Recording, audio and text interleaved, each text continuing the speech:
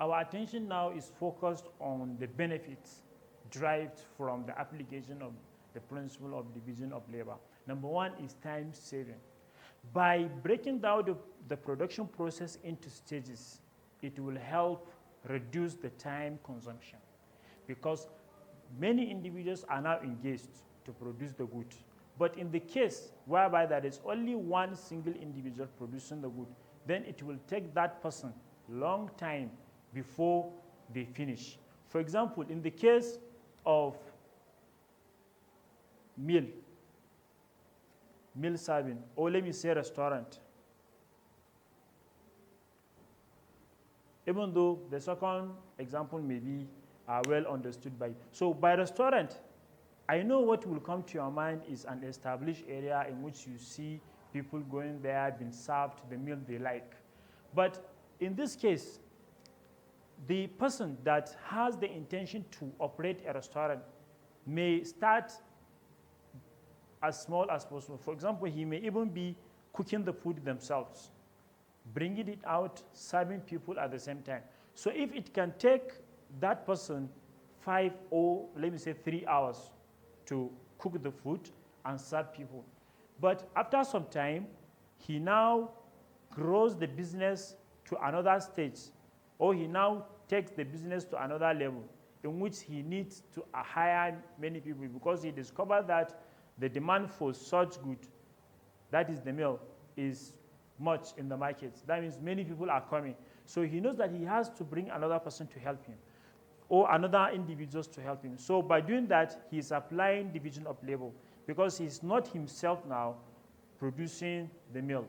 He now engages many people. So by doing that, if before he could produce the meal in just 3 hours, as I said, but with the help of these individuals, they can even produce it in 30 or 1 hour, and at the same time serve people.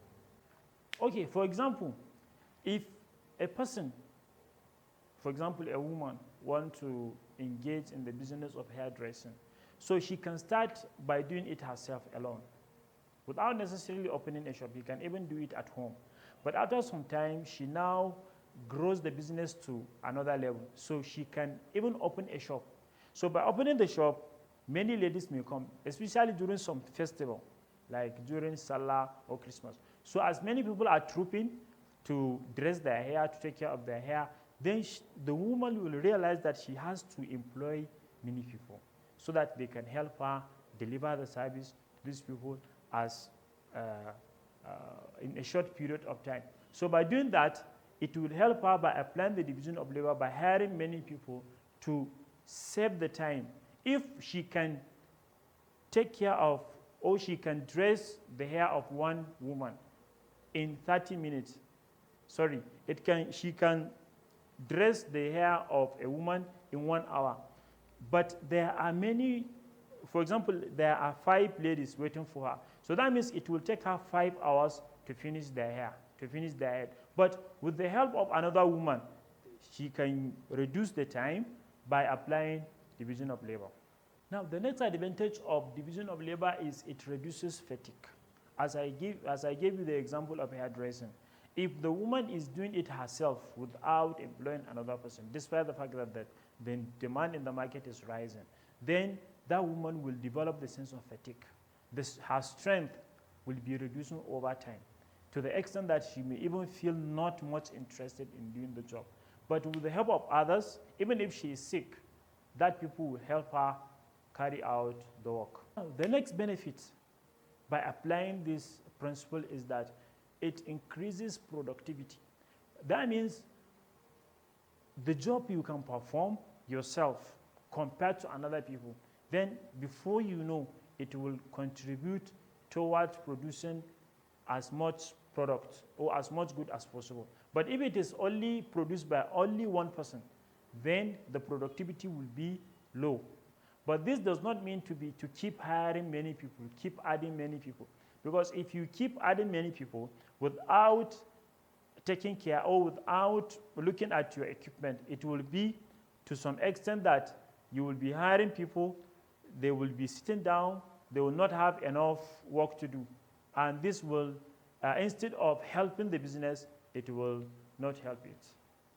The next important thing about this principle is that it leads to specialization. And what we mean by specialization is doing something over time. So as a person is doing a particular task over time, that person will develop a sense of ability toward that work. So he will perform it without making mistakes. But if there is no division of labor, then specialization will be very minimal. So as we know, any activity or a process created by an individual may have advantages and at the same time disadvantages. So among the disadvantages of division of labor is that it makes work boring.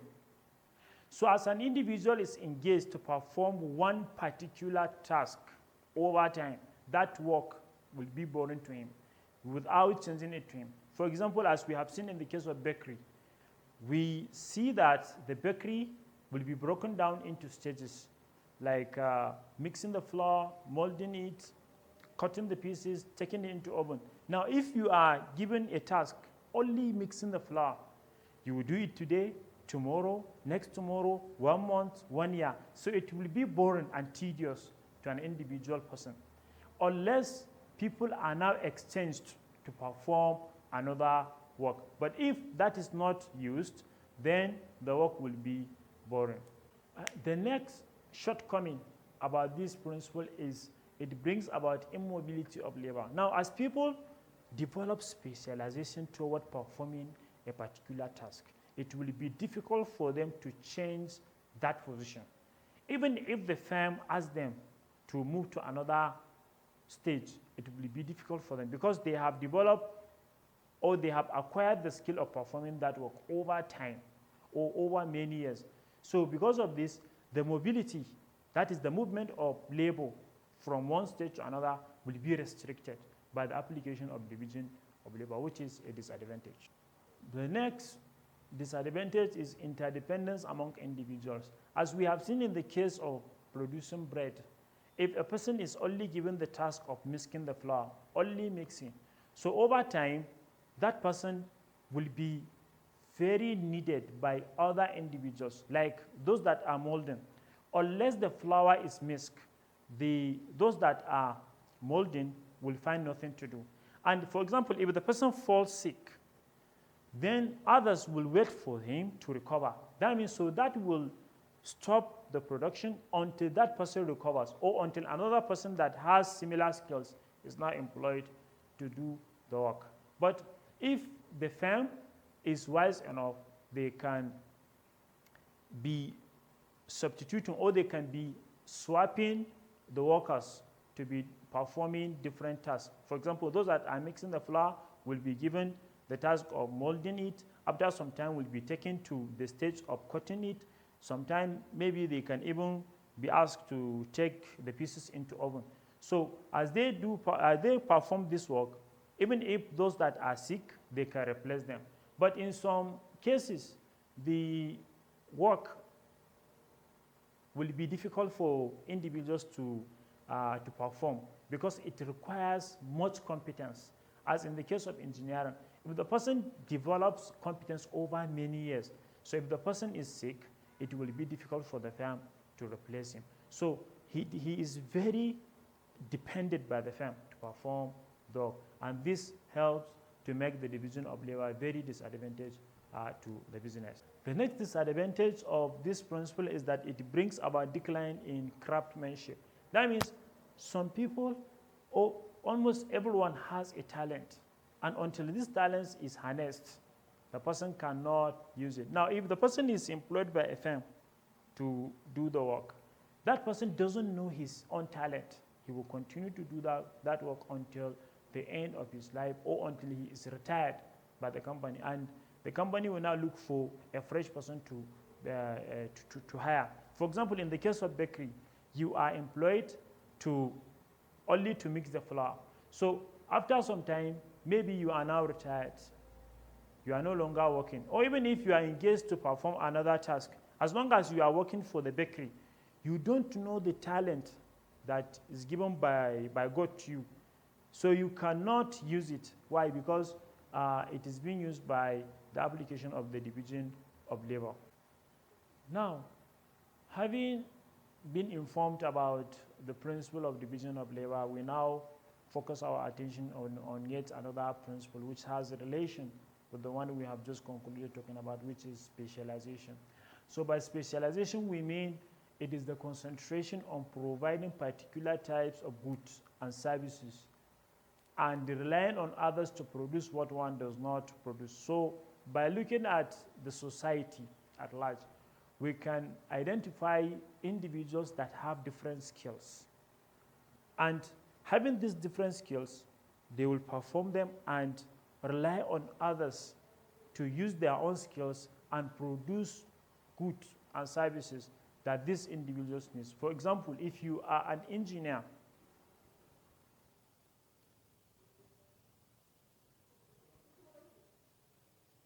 you have the skill of engineering, you develop this skill over time, you can perform it very well. But another person is a doctor. So sometimes you can fall sick, you cannot treat yourself, you cannot examine yourself, you cannot prescribe yourself. And this doctor, having his own skills, will need the skill of engineer if he wants to build his own house. So that means there is reliance on each individual to perform their skill in producing goods and services. And in another case, if you are a lawyer, you need the service of engineer and a doctor. Or even if you are a teacher, all these individuals need the service of teachers. For example, if their children are now enrolled in schools, maybe even if they are highly educated, they may not have enough time to teach their children. So they have to take them to schools. Then it is the responsibility of the teacher to teach the children. Now, this skill is only performed by the teacher, as the skill performed by the engineer is only performed by that engineer. Now, there is reliance between teacher and other professionals. So this is applied to many individuals in the society. What you can perform to produce goods and services to the society, then you rely on others to perform their own skills so that they can produce what you don't have. So by concentrating your effort, your energy, and whatever resource that you have to develop this skill in which you can produce the good and service competently, then you engage in specialization. So by this definition, we can understand that it will take time before the person can acquire the skill to do work competently. Now, having been informed about the definition of specialization, we now pay attention to the types of this principle. The first type is specialization by product. So this means that a firm or an individual can develop the sense of producing a good exceptionally. That means the individual will have the qualities of producing a good or service better than any other person, or in a unique way. So by doing that, then we can have specialization by product. Even though it is a matter of theory, it cannot be a reality. As in the case, for example, in the case of producing a bread, this depends on the taste of the customers. Some will like the bread of firm A or bakery A, while others may prefer the bread of bakery B. It depends on their taste. But in their own, over time, they will develop the skill of producing the bread in a better way. So as they have this, then we can say that they have specialization by product. So this is applied to a firm, to individual's firm.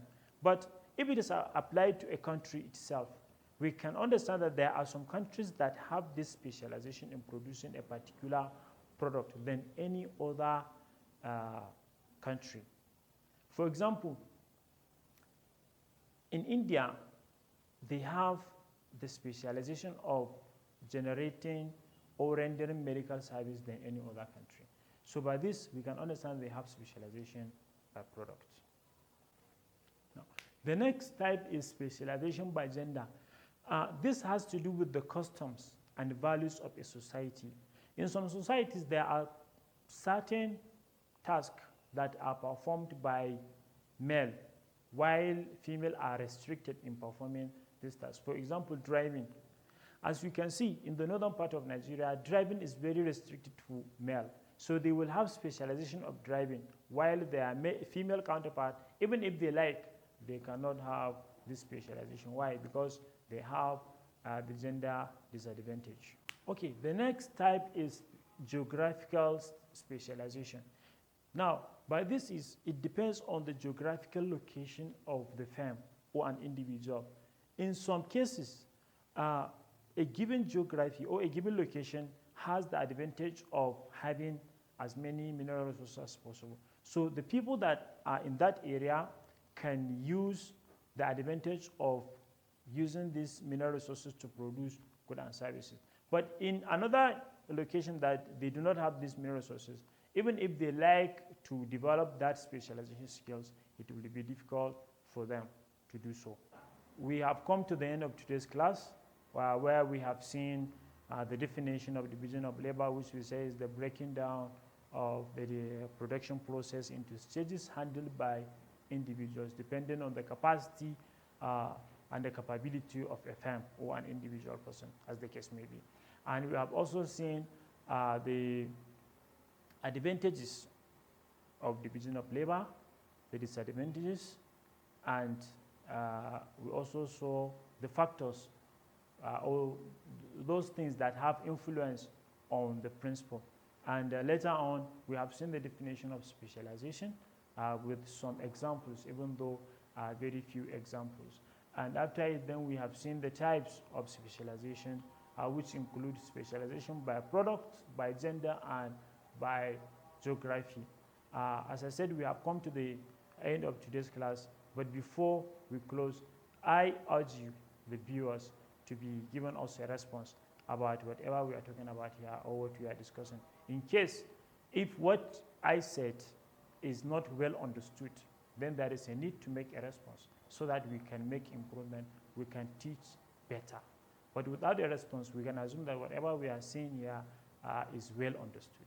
So till we see your response, thank you.